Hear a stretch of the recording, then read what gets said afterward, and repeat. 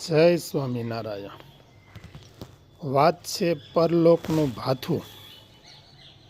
એક ગામમાં એક શેઠ રહેતા હતા। તે બહુ લોભી હતા, કોઈને કંઈ આપતા નહીં, પરંતુ તેમની પત્ની સદ્ગુણી અને ઉદાર ભાવનાવાળા હતા।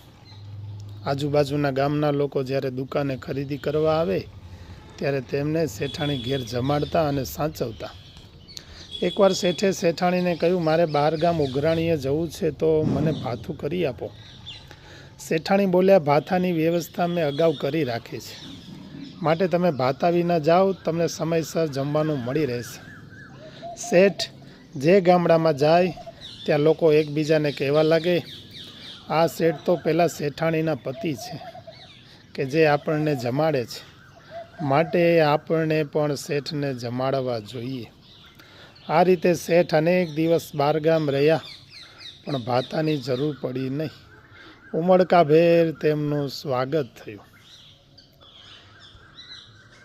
એવી જ રીતે વાતનો સિદ્ધાંત એમ છે કે આપણને દાન, પુણ્ય અને પરોપકાર રૂપી ભાથું કરી રાખીશું તો તે ભાથું આપણને પરલોકમાં અને બીજા જન્મમાં કામ આવશે। આ જન્મમાં એકઠું કરેલું પુણ્ય બીજા જન્મમાં મળે છે। જેની પાસે લક્ષ્મી હોય તેને જરૂરિયાતવાળાને મદદ કરવી, જ્યારે સાનુકૂળતા હોય ત્યારે સંકોચ કે લોભ વગર ધન વાપરવું, કારણ કે ભાગ્ય પ્રતિકૂળ થશે ત્યારે સંપત્તિ સાચવવા પ્રયત્ન કરશો તોય નહીં રહે। લંકા અને દ્વારકા બંને સોનાની નગરી હતી। બંનેની રચના વિશ્વકર્માએ કરી હતી, પરંતુ બંને નગરીના લોકોમાંથી સદાચાર ગયો, તેથી બંનેનો વિનાશ થયો। લંકાને સળગવું પડ્યું અને દ્વારકાને ડૂબવું પડ્યું। વાસના તો અમૂર્ત છે, પણ જેને વાસના વળગી રહી છે તે મૂર્તિમાન છે। તેને ટાળવાનો ઉપાય છે સ્વધર્મ, સંગ, આત્મનિષ્ઠા અને ભગવાનની મહાત્મય સહિત ભક્તિ એ છે। માટે ભક્તો, આ લોકમાં તો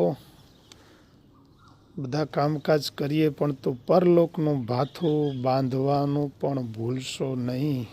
દરરોજના દરરોજ થોડું થોડું કાંઈ પણ દાન, પુણ્ય, ભજન, ભક્તિ, સત્સંગ વિશેષ ને વિશેષ સમય કાઢીને કરી લેવો। સહજાનંદ સ્વામી મહારાજની જય। સ્વામિનારાયણ સ્વામિનારાયણ સ્વામિનારાયણ સ્વામિનારાયણ સ્વામિનારાયણ સ્વામિનારાયણ, જય સ્વામિનારાયણ।